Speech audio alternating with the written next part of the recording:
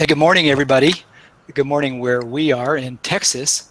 And for Karien, it's early evening where she is in Johannesburg, South Africa. Am I pronouncing it right? Is it Johannesburg or Johannesburg? Johannesburg. Johannesburg. Okay, that's what I thought. Okay, I think I've asked you that before. Well, we're real excited to have uh, Karien Naude with us, who lives in Johannesburg. That's her maiden name, and her stage name, her married name is Karien Barnes. But I think several of you might already know her on Facebook and through her blog and her persona online as Karien Naude. And Karien is one of my favorites. She has a very original touch. Her characters are so much fun. They're just infectious. They're not like anybody else's characters. We're going to talk a little bit about her work today because I think it's so instructive for you to see how Karien comes at storytelling from a whole different kind of perspective. It's her own original way of looking at things and people and critters, and I think you're going to really get a kick out of it. She's going to talk to us about her process a little bit, her characters, and we're going to learn about her transition to Photoshop from traditional media to Photoshop. She just determined to get up to speed on that in case she needed it in her work, and she bravely went at it, taught herself, and then what was the other thing her self-publishing book, Oliver, which you've been seeing some thumbnails of. We're going to talk to her about her children's ebook self-publishing recent experience. That's a mouthful. And then we're going to look at your work. What am I leaving out, Karien? Oh, yeah, you said a lot. Yeah, it's too much. I usually talk too much. And it's also going to be your opportunity to ask Karien questions. So we've got her live. She got very busy very early on when she really hung out her shingle to do freelance illustrating, and her work appeared in titles, educational press titles, Oxford University Press, Cambridge University Press, Pearson, South Africa, a lot of private clients, and she's going to talk to us about all those things. And we're real excited that she's sharing with us today. Karien, I'm going to put you up, and I'll let you take it from there, and we'll talk with you for 15-20 minutes, then we'll go into the other students' work. That sound okay? Yeah. Well, yeah, I was busy today, so I didn't have a presentation or anything. So, okay, good. So what I can just say that I didn't think that I will be where I am now, doing illustrations and stuff. I was actually studying law as a secretary. All the people my mother and my dad always said that there's no money in art, and teachers told me that. And yeah, I was actually thinking, you know what, there must be a way that I can make money out of my passion. So I've gone online, I've got Mark's course, I follow it, and I'm now doing freelance work for almost 5 years. It had its ups and downs. It's not easy always doing this, but I think if you've got the passion to do it, and you've got the will to do it, you can reach your goal. So, excellent. So if you are there outside and this is your passion and you're really starting out, you can make it. You just have to work hard. I would echo all those same sentiments, Karien. It's not an easy path, but it can be a thrilling path if it's who you are. And so, yeah, good. Hey, do you want to look at some of your pieces in the folder just to kind of get you talking about some of those fun pieces that you put up there? Yeah, I just want to see quickly how I can share my screen. I do know we did do this. We rehearsed last week, but Karien, because she's tech savvy and she learns these things. Let's see. Yeah. Okay, you can see my screen at the moment with all Yes, the we sure files. can. Yeah, I can see it. Okay. Well, let's begin with the Tokoloshi. Excellent. Okay, this is original piece of art that I've started with. You'll see most of my works, I started out with line and wash. Chris Riddell is one of my favorite illustrators. He's from the UK. He's now laureate of the UK as well. And I've started doing my work more or less like his style. So you will see it's different from my style now. But the Tokoloshi, it's a character that I first started out. I still got the story, so I still want to publish it on Amazon. But yeah, so this was actually a nice one because it's a traditional story of South Africa. Yes. Yeah. So you were taking a South African legend or folk tale, and you were working to turn it into a picture book story. So this was your original. This was for an original project that you're working on. Continue to work on. But yeah, it was a personal one. The Tokoloshi is like a little monster that the Black African people believe in. That the character will come out at night and steal their children and do awful kinds of things to them. Perfect. On bricks, and yeah, so it was actually, it's a fun legend to create a storybook with. So yeah. Cool. Very cool. Okay, this is the post pigeon. I'm actually a huge fan of Harry Potter, and as you guys know, the owls comes with all the post. And I was actually visiting a friend in the UK, and I saw some of the postmen walk with the blue outfits with the red bags and stuff, and I was actually thinking, you know what, that will be actually a cool character to change in an animal.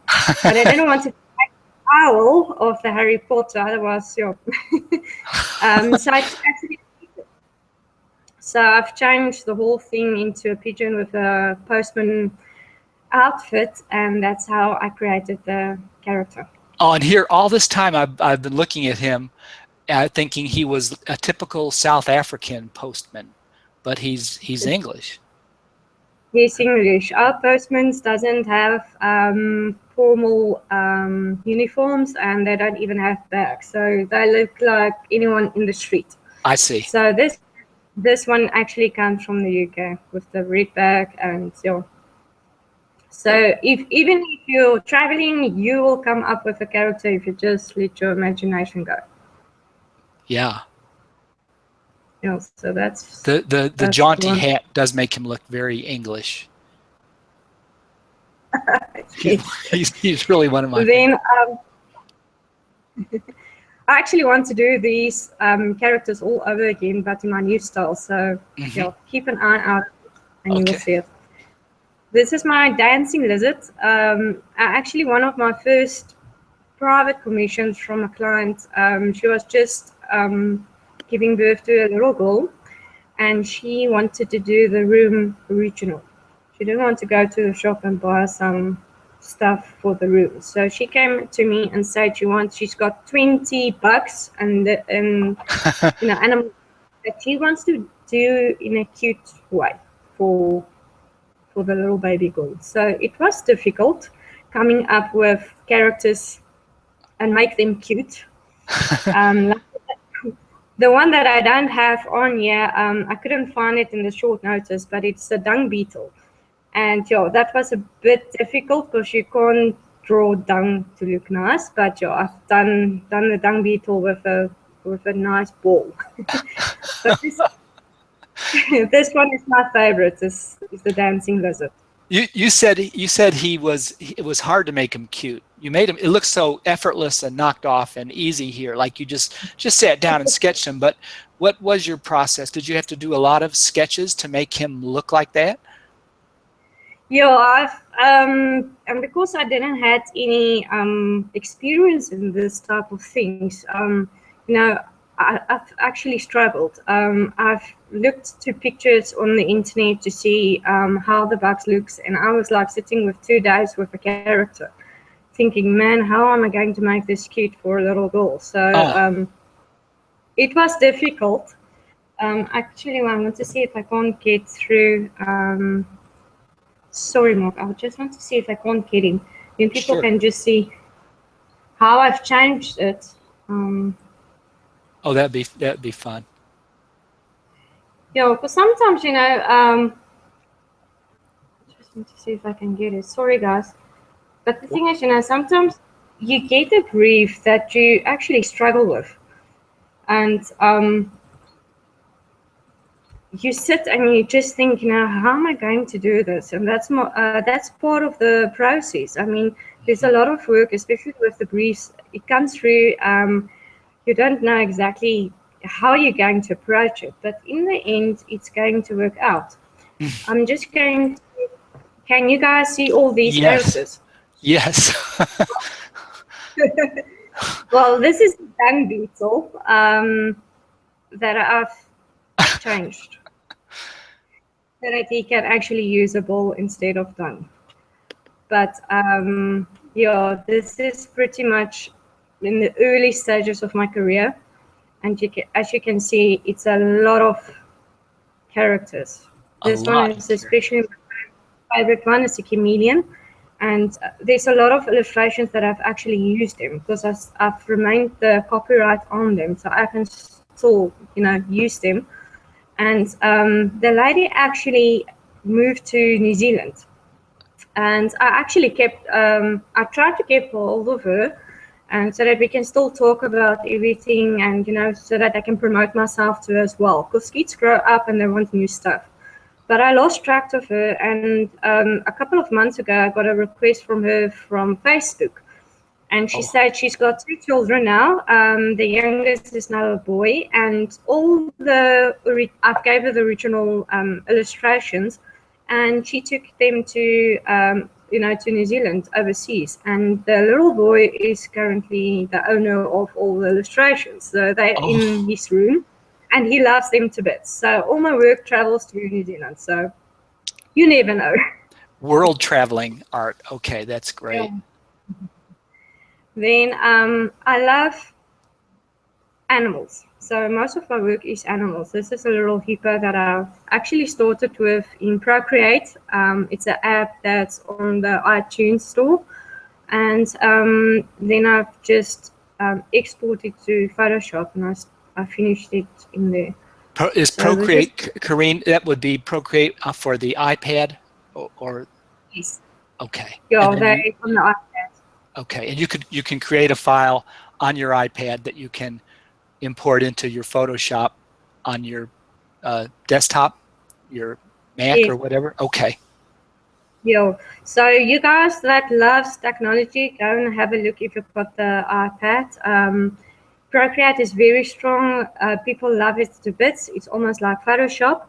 But then I'm also working on Artrage. There's a PC version, and now there's also an iPad version, and there's on the Android. So you can take your digital illustrations anywhere. This is art. She said Artrage, ARTRAGE. Yeah. Excuse me, Karien. So now it's another program that you can use instead of Photoshop. It's not so expensive. So if you want to start out doing digital, you can always start with Artrage. That's where I started. I'm still using Artrage, although now and then I'm using Photoshop. Okay, good. Okay, this is my little witch. I actually did it. I did a picture of her with the line and wash, and then a couple of months ago, I thought, you know what, let me do it in my new style. It took me a little bit longer because it's more details and stuff, but I love her to bits as well. And especially her hand, that's my hand that I used as reference. How did you do it, Karien? Did you look at a mirror? Did you take photos of your hand? Yes, I used my iPhone and I took a photo of my hand, and then I just flip it and use it as a reference. It's beautifully done. Thank you. So yeah, I use a lot of reference in my work. So sometimes when I was still living with my parents and my sister was still there, she was my model. So sometimes a hand or a foot or you know, an ear, then I will just tell her, please just sit for me so that I can take a photo. That's your older attorney sister, correct? Yeah, yes, my attorney sister, but she's got a very good sense of art. So she's my biggest and best critic. So every time I do a illustration and I'm almost done, I will first send it through to her for comments before I put it on the web. Wow, wow, that's fantastic. I've got 3 persons in my life. It's my sister, my friend in Cape Town, and my husband. So I will always send it through to them for comments, and I will fix them. And if they're happy, I know it's good. Then I will put it on the web. Ah, wonderful. They got to sign off on it first. Okay, not a bad idea. It's kind of like a critique group for art. Yes, it's very good. And you know, they know me, so they know they can be harsh to me and say, you know what, this doesn't work, and this, no, it doesn't look nice, or you know, and then I know it's good for you. And I think as an illustrator, you must get used to that. People, you know, correcting you, and you know, sometimes you are so focused on illustration that sometimes you don't see the small things, and other people can see that. You know, they can come and change it for you, and then you know your art is getting better. Yes, and that's why we do these critiques too, because we don't know everything. We can't see it all. Our eyes are very biased. And that's how everybody learns. Mm-hmm. This is my latest one. It's a pirate. I was in the mood for Pirates of the Caribbean. So I watched all the movies, and then afterwards I was thinking, you know what, I need to do a pirate. So I did my pirate. I think he still needs some work done on him. I'm not 100% satisfied with him, but yeah, he's my pirate. So sometimes music plays a big role in my process. Sometimes I will listen to music, like for instance, I like Two Steps from Hell. It sounds horrible, but if you go and search it, they like an orchestra that does music for movies and games, and I get a lot of inspiration from them just by listening to them. And movies. You know, if you watch movies, you can, especially animations, then I get revved up. I want to do a nice character, so, you know, inspiration can hit anywhere. Now, was the pirate done in Art Rage? Yes, that one was done in Art Rage. It's actually my first one in my new style that I've done in Art Rage, because I wanted to find out if I can create the same brushes and feels that I've got from Photoshop. So I've created that one in Art Rage. Okay. And then this one is a combination from Photoshop and Art Rage. Sorry about that. And it's called Flying. I'm a huge fan of Dutch hounds. I've got my second one, which is very naughty because he's still a puppy. But that's actually a photo of my first Dutch hound. She was sitting like that on the couch with a ball. So I actually used the photo for the inspiration as well. So some of the characters, you know, if you want to create a character, you must really go and do some research, and you know, you have to look at reference just to make your image believable. So with this one is flying. So, you know, if you go and look at all photos, you've got the flying hat, you've always got the scarf. So if you create characters, you need to go and look like a pirate. You've got a pirate hat, you've got your belts over your shoulders. So if you create a character, you must go actually and see what can make your character believable. So, you know, with the hippo, he's going fishing, so he needs a bucket for the worms, he needs a fishing rod. So if you create characters, you must just think of the elements, you know, what you can put on your character to make him believable. And then you must also think, you know, about his age. is he a youngster? Is he a girl or boy?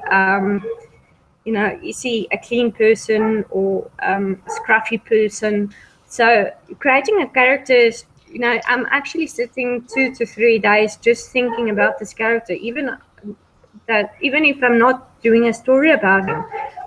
I'm just thinking, you know, all these things. Is he naughty? Is he clever? Is he stupid? You know, just to make your character believable. So, you know, even if you don't write a story about it, you still need to think about all these things to make your character believable.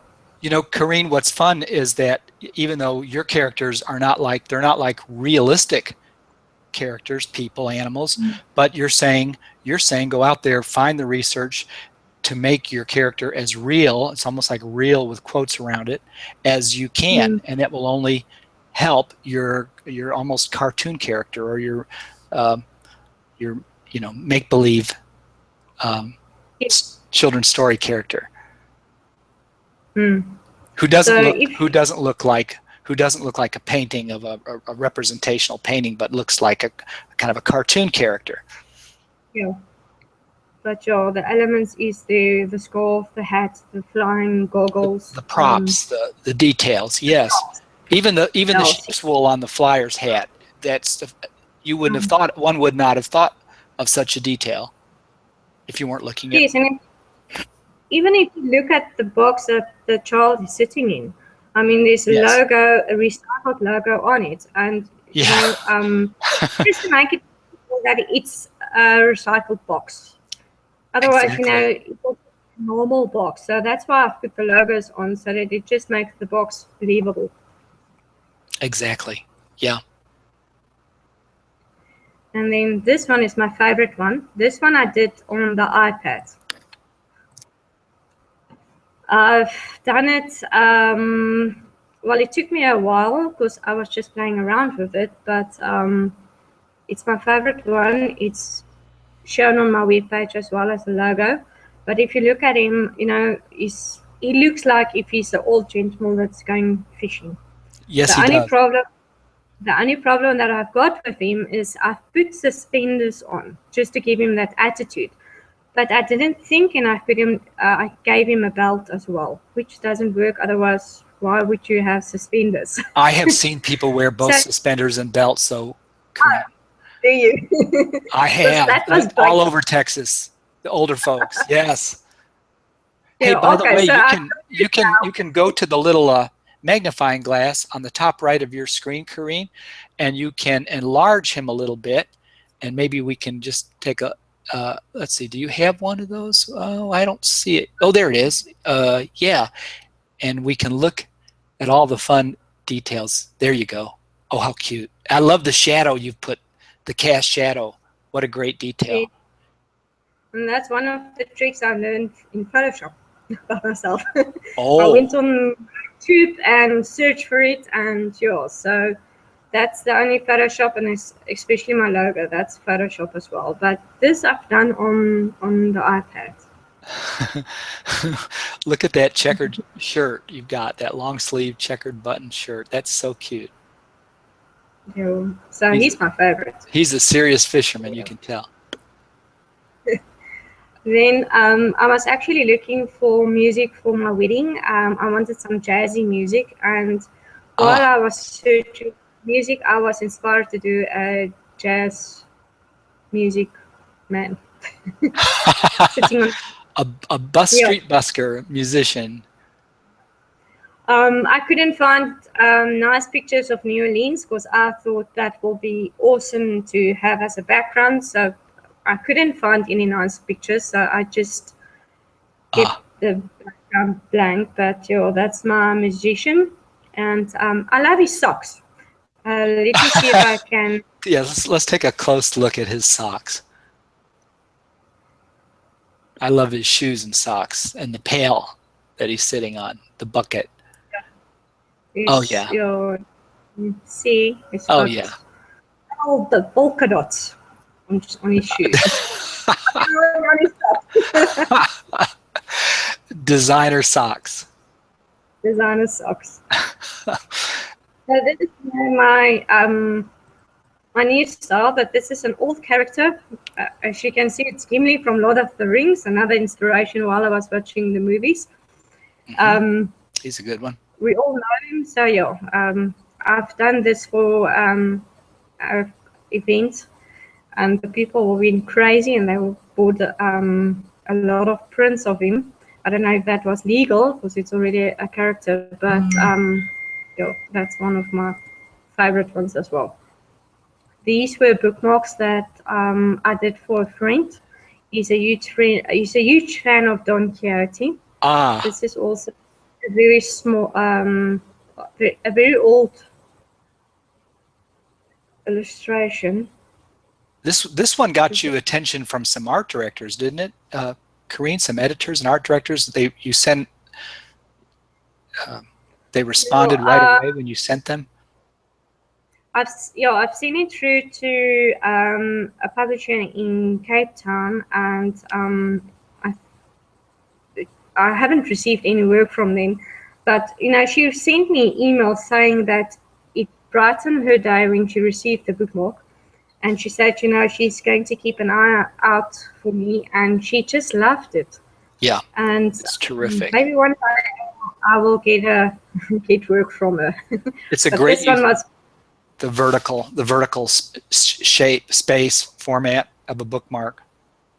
Yeah, it's just and the layout was fun to do because everything is new and Oh my gosh! So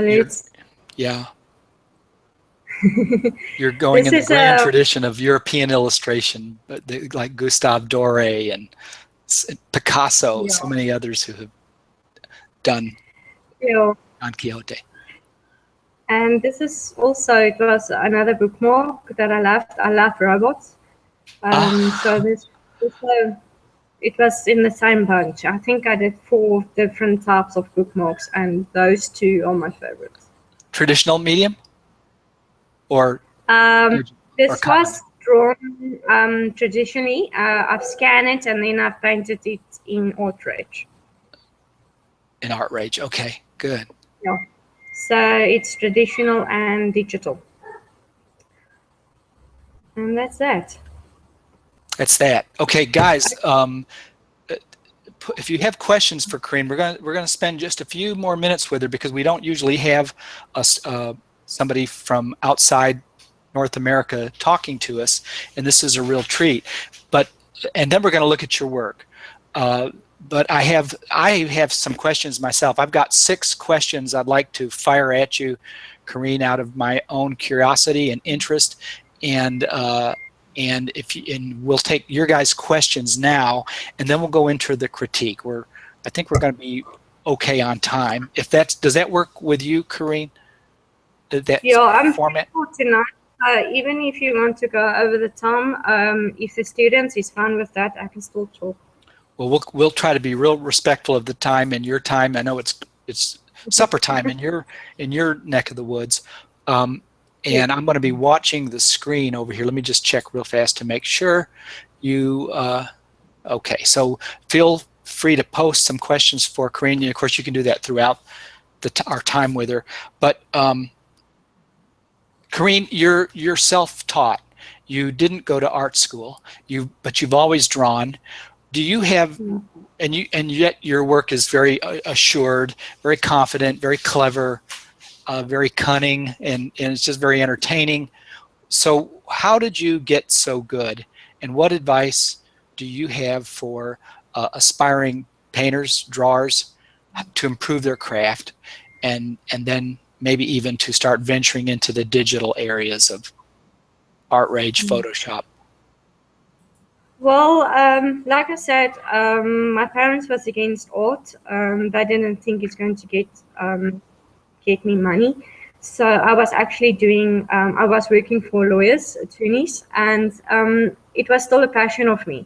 So I was just drawing as a hobby. And I still liked it and stuff. And then I've actually met a group, Comic Works. They were local. They've met up with each other once a month. And it was actually my first time being around creative persons. And then I've actually started to notice that, they are working for themselves. And I spoke to a lot of people here, they've studied at college or they've studied at the university. And I was actually thinking, you know what, I don't have that background. I don't have money to go and to learn art and all those things. So what I've actually done is I have watched illustrations in magazines and just spent hours looking at the pictures. And when the internet came out, I've actually gone on the internet and seen pictures of Da Vinci and Michelangelo and all those Renaissance artists, and I've just actually studied the art from them. I mean, the how they do the backgrounds, how do they do the shading, and all those things. And I had a little sketchbooks. My mom always said she shaded it because I was actually studying. I've got my workbooks and I was studying, but inside I had actually my sketchbook. So while I was supposed to study, I was drawing. So that's also a good thing, is to have a sketchbook or just a piece of paper and draw non-stop. Every day I'm drawing. Sometimes I don't have the time, but then just a simple picture will get you where you want to be. So, if you're a self-taught artist, you're going to have problems with being out there. Other people got advantage over you, but there's a lot of artists out there that's famous, that they actually, they studied and old masters and Yes, just so true. practice and practice and practice, and that's how you get where you want to be. Very good. Very good.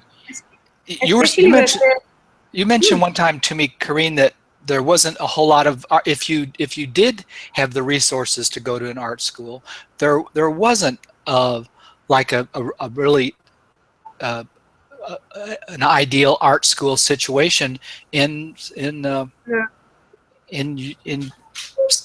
Africa. There are some parts of the world where you don't have access to art school or community colleges where they're teaching a lot of art subjects.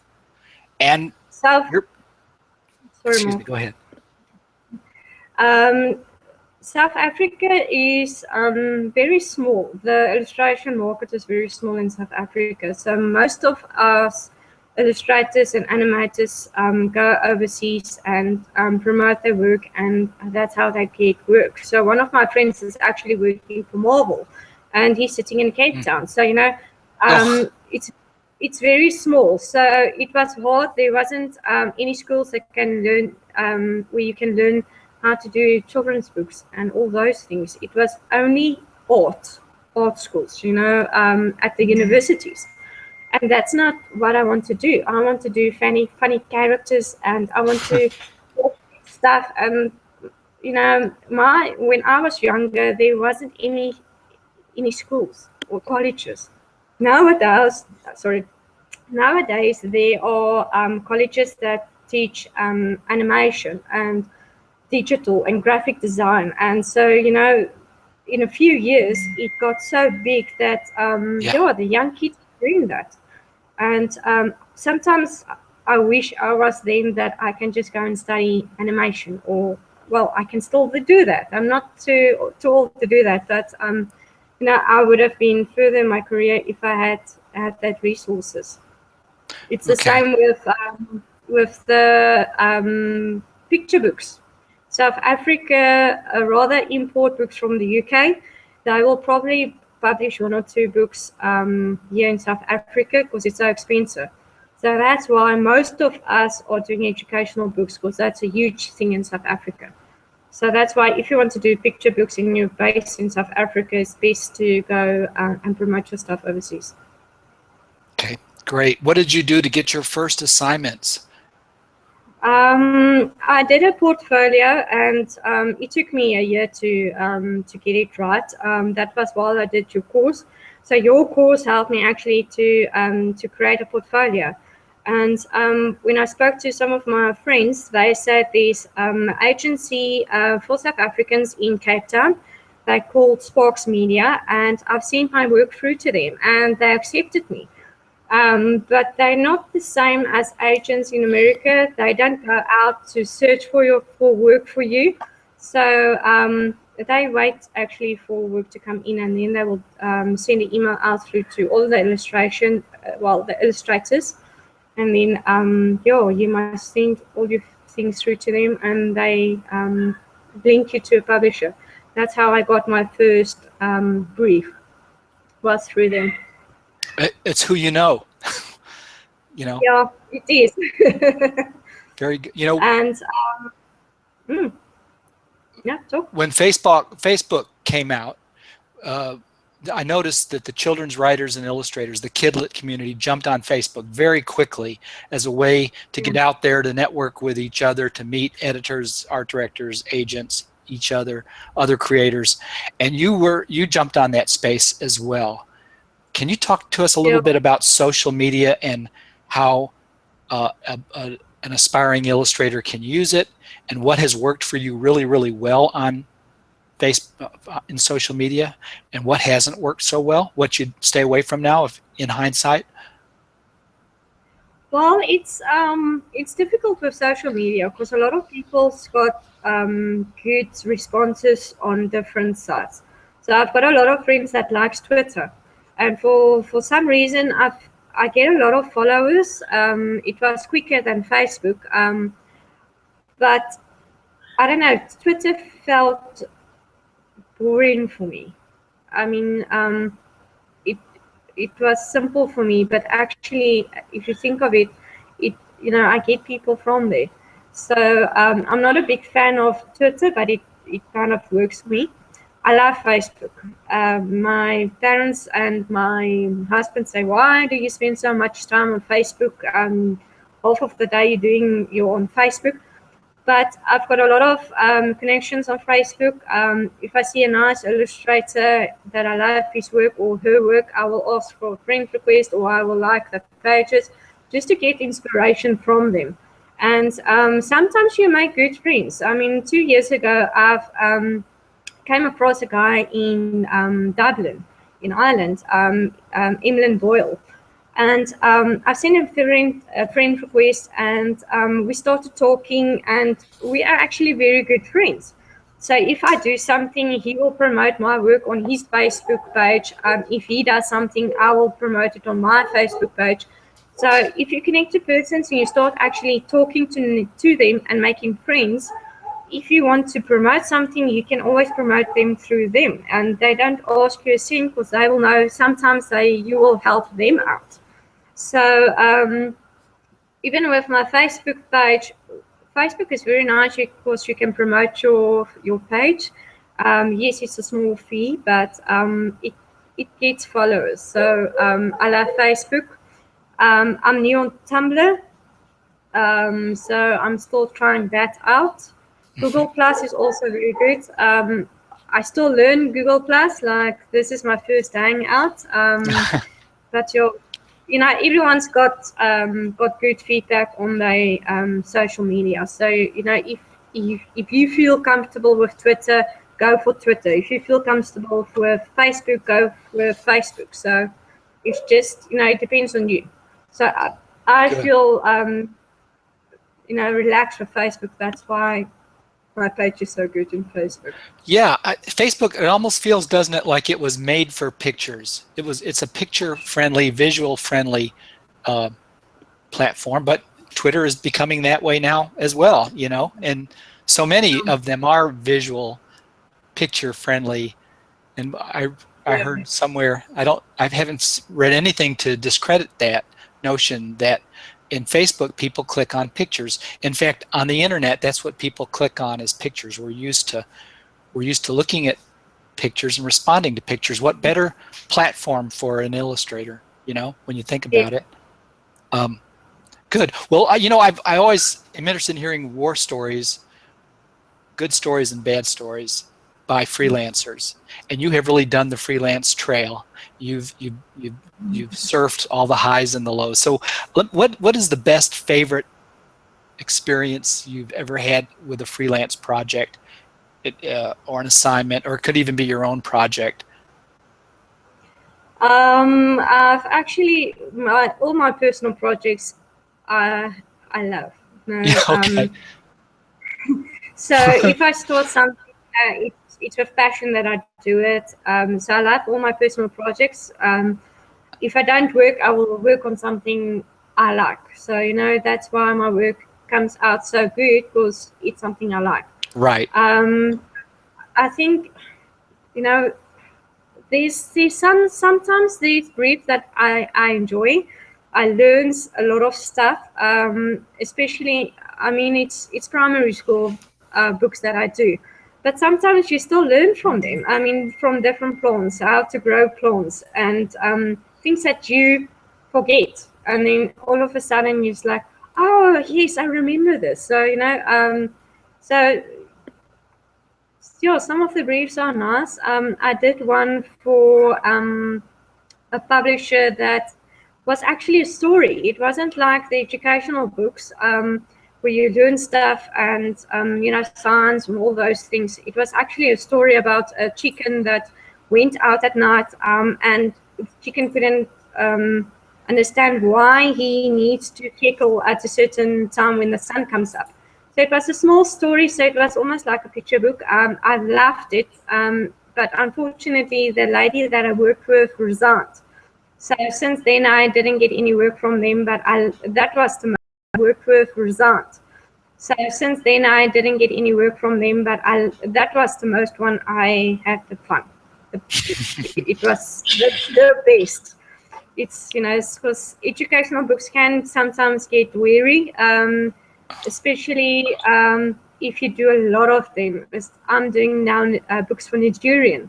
So I've got 6 books that I do. All of them is almost the same. And it's about the environment and all those things. And sometimes you just feel like, you want to do something fairy tale or something fun, and you don't want to do science or maths and all those things. So, but Yeah. you get your fun ones and you get your bad ones. Yeah. Yeah, I think most illustrators would agree with that whole sentiment there. That's why it's always good to Yeah. have projects, your own projects. Yes, because it keeps you motivated. So I plan my stuff. So if I get a brief, I plan like I have to do 5 pictures today or 6 pictures today. And then if I'm done, I've got my time for myself. And then I work on personal projects just to get that vibe again of funny characters and stories. To get you away from that educational field. Yes. Yes. Very good. Well, those Yes. are some of my burning questions, Karien. I'm going to check the page to see if anyone has other burning questions, and you can I don't see any burning questions posted just yet. So, what do you think? Should we roll up our sleeves and go into some of the work in the folder and take a look? Yep, we can do that. Okay. I'm going to let you share your screen, and we'll all look over your shoulder. Okay. This is neat because Karien has learned by studying other great illustration and great art, fine art, and so she has learned to analyze composition, shading, color, all these things on her own, by herself. And so she's going to look at your work and probably think aloud with the pieces, kind of the way she would talk to herself in her own self-analysis, which is what critiques are really good for, learning how to think about your work. I've actually looked at it, and I started actually changing some of the illustrations, but I haven't had enough time to do all of them. So let's start with Christine's work. I don't know if Christine is online. We'll act as if she is, but she will certainly see the replay if she's not here with us live. She hasn't signed in yet. I mean, we haven't had a hello from her or anything, but hard to tell. Okay, I love it. She's got a lot of work still to do in this piece. I can see a lot of improvements. I wanted to change a few bits so that she can see, but the way I love her trees. Oh, sorry. The trees I love with the little leaves and stuff. That's amazing. But I feel the tree can have a little bit more detail. And I feel she's a little bit dark on the water painting. I don't know if you feel the same, Mark. But if you look at the, it looks like a bit muddy for me. And I would, if I would be her, I would use a pencil just to create a bit of line work on this. But otherwise, I actually feel it's a very nice piece because I mean, if you look at the background as well, if you see mountains in the distance, they're always blue. So I can see she's got the artist eye. She just need, like, I mean, like the shading and stuff. It's very, very nice. I just feel it's a little bit muddy. She must get a bit lighter and more detail. I don't know if you think the same. Interesting. So you're saying more detail, more like sharp line delineation of some parts of the drawing for clarity and contrast? Yeah. If you look at the little girl's outfit, I would put a little bit line so that you can distinguish between the apron and the shirt, especially with the garment of the old lady as well. I love the faces, and you can see she's got the details right of the character. I mean, she's got the little outfit that fits with the headscarf and the little basket. So actually, the characters is very nice. It's just you know, you must just think a little bit of more details. But I love this part. It's very nice. If, you know, and the backgrounds and stuff. It's just you need to put a little bit more detail on. It will just pop out the illustration. Pop it out. There's an authenticity. This is a very authentic feeling scene. The details feel just right. And I really like how she's done the child and the old. Like Karien, I really feel like her characters are well realized here, and just a little clarity with a little bit of outlining. I don't know. What would you think, Karien? If it were you, would you use an ink line, a pen, a brush? How would you put in some of those distinguishing? I would use a brush and a pencil. Colored pencil? Pencil will do as well, or color pencils will also do the trick. But yeah, if you can maybe just get a fine brush just to let the detail pops out. A lot of the illustrations or the pictures that were submitted is watercolor. Your course is about watercolor. One of my friends that I've actually made friends online, her name is Monica Baum. I will maybe send you a link, Mark, so that you can maybe see it out through everyone. Her style is exactly the same. Also, you know, watercolors and soft, but she's got those extra detail. I don't know if you want me to. Yeah, I will send you the link. You can just send it out through to the students that they can just go and look at her work. Because I think if Christine goes and look at Monica's work, she will see what I mean about the details about the pencils and the pens. Oh, okay. And maybe she can improve her work like Monica. Monica is also a self-trained artist. Her watercolors is amazing. So I think maybe Christine must just go and look at her work just for some inspiration and just to study. I mean, she can, everybody can have inspiration from another illustrator. Maybe, you know, she can contact Monica and Monica can help her a bit. I mean, Monica is a very nice person and stuff, and she can maybe give her tips on how to get her lines out and just let her, you know, her picture get a bit more detail. Great. Christine will send that link out, and Christine is here, Karien, in case you had any questions for her. Christine, do you have any specific questions for Karien about this piece? And we have so many illustrators continue to use watercolor. It's one of the time-honored mediums for this kind of storybook illustration, and the English illustrators in particular, well, in watercolor painting, they really they really set the standard, I think, for this. But James Gurney uses watercolor and gouache, water-based mediums. We have a Facebook page, Illustrators Using Watercolor. You can see some examples of good work there as well. But it's all over the place, watercolor. And that is what we do once we start working with the mediums. Then we go and look at illustrations as if for the first time and really start to see what the artist did, how they achieved their effects. It's when you start to learn.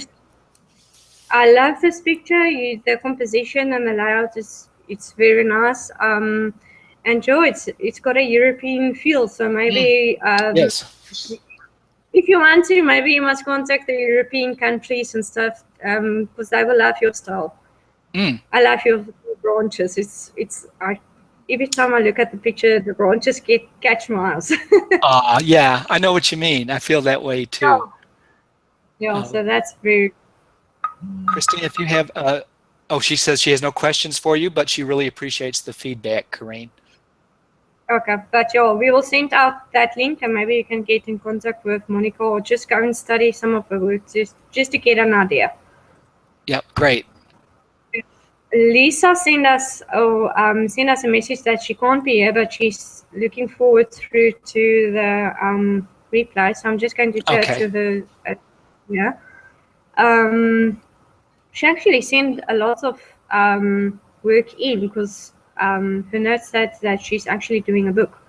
So yeah, she's actually got frogs, which I love. I like the style. I like the how she does the grass, and you can see her work is a bit more lined, so the characters just pops out. And I can see she's really playing around with the colors. I mean, the light and the dark of the grasses, the flowers. I like this flower. The angle it is in is very nice. What I don't like is the background. It looks a bit messy. I don't know if you agree, Mark, but I will do this a bit lighter, the blue. Otherwise, the composition and everything is fine. But now I look at it, and then all of a sudden, this blue is popping out.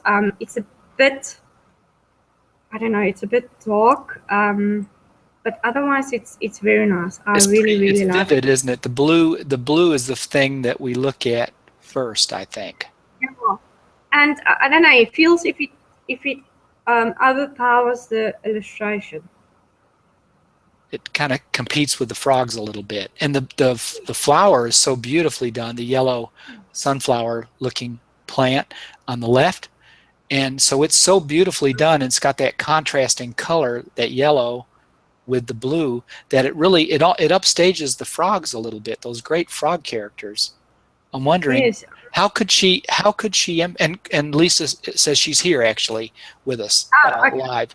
So how could she fix something like that, do you think? What she can do is she can fix it with Artrage, because this is probably traditional art, and to do it all over again.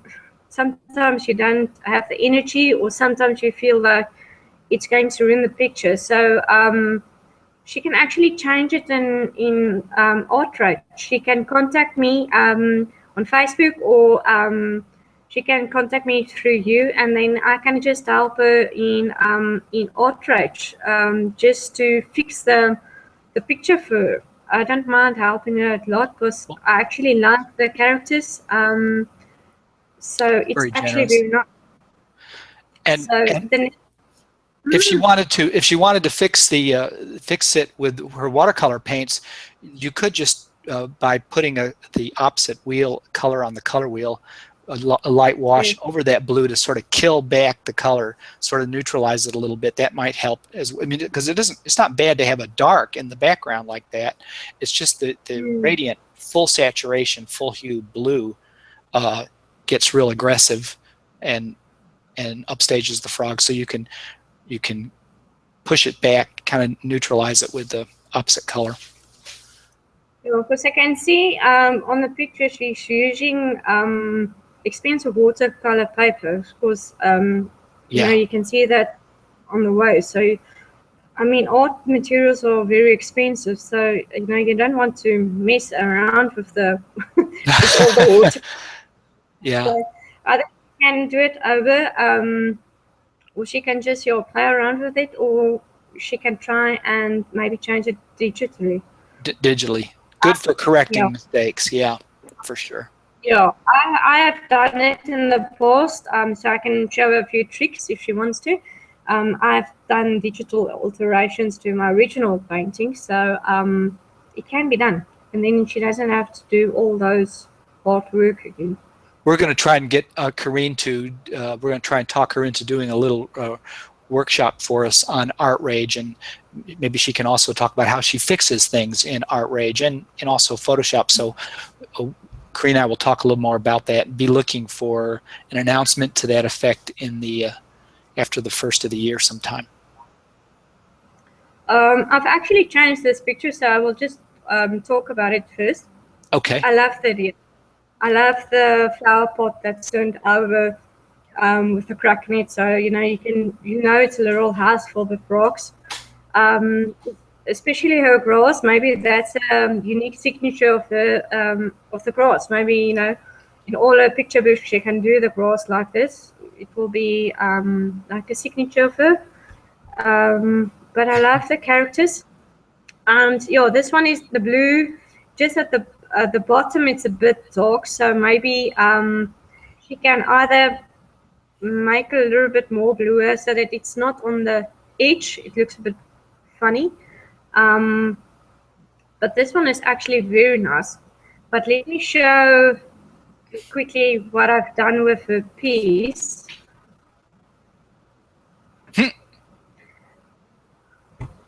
Can you still see my screen more? I see quite a little screensaver you got there. I just want to open her piece here.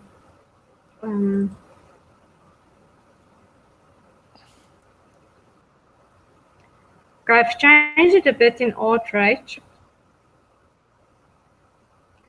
So you will see, just let me see if I can make it a bit bigger.